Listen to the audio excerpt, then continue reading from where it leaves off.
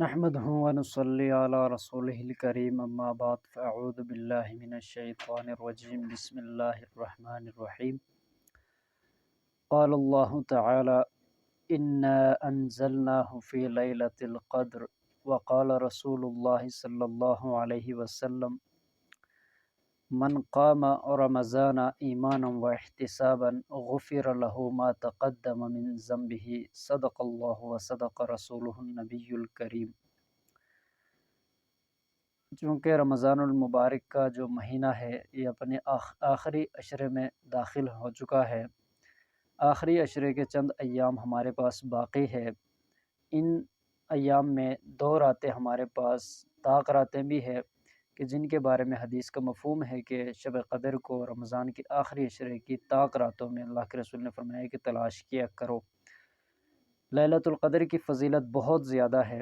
اللہ رب ذوالجلال جبرائیل امین کو حکم دیتے ہیں کہ فرشتوں کے ساتھ زمین پر اتر جاؤ، جیسے قرآن مجید میں بھی ہے تنزل الملائکۃ والروح فیہا باذن ربہم من کل امر سلام ہی حتی مطلع الفجر۔ یہاں پہ والروح سے مراد جبرائیل امین ہے۔ اس رات کو لیلۃ القدر کی رات کو جبرائیل امین فرشتوں کے ساتھ زمین پر اترتے ہیں۔ اترنے کے بعد فرشتوں کو حکم دیتے ہیں کہ جاؤ، اور جو لوگ بھی اس رات لیلۃ القدر کی رات میں عبادت میں مشغول ہوں، چاہے وہ نماز پڑھ رہے، ذکر کر رہے، تلاوت کر رہے یا کوئی دعائیں مانگ رہے، ان سے مصافحہ کرو، ان کو سلام کرو اور ان کی دعاؤں پر آمین کہو۔ تو فرشتے جاتے ہیں، ان لوگوں سے مصافحہ بھی کرتے ہیں اور ان کو سلام بھی کرتے ہیں۔ تو جب صبح فجر کی نماز کا وقت ہو جاتا ہے تو جبرائیل امین ان کو واپس بلا لیتے ہیں کہ اب واپس آ جاؤ، اور کوچ کرتے ہیں آسمان کی طرف۔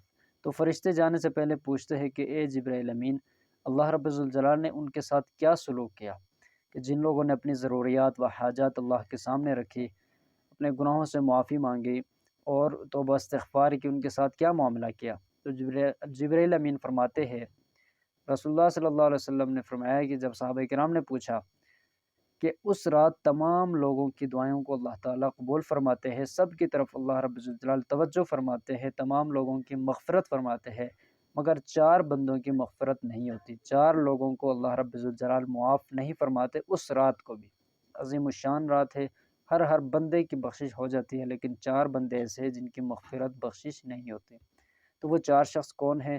سب سے پہلا شخص جو شراب کا عادی ہو، دوسرا شخص جو ماں باپ کا نافرمان ہو، تیسرا شخص جو رشتہ ناتا جو ہے اس کو توڑنے والا ہو، چوتھا شخص وہ ہوگا جو دل میں کینہ رکھنے والا ہوگا، دوسروں کے ساتھ اچھائی والا معاملہ نہیں رکھتا، ہر ایک کے بارے میں اس کے دل میں کینہ موجود ہو، کینہ، تو وہ شخص، اس شخص کی بھی مغفرت نہیں ہوتی۔ تو اللہ رب الجلال ہم سب کی حفاظت فرمائے اور اپنے گناہوں سے معافی مانگنے کی توفیق عطا فرمائے، اور اس رات لیلۃ القدر کی رات کو عبادت کرنے کی ہم سب کو توفیق عطا فرمائے۔ وما علینا الا البلاغ المبین۔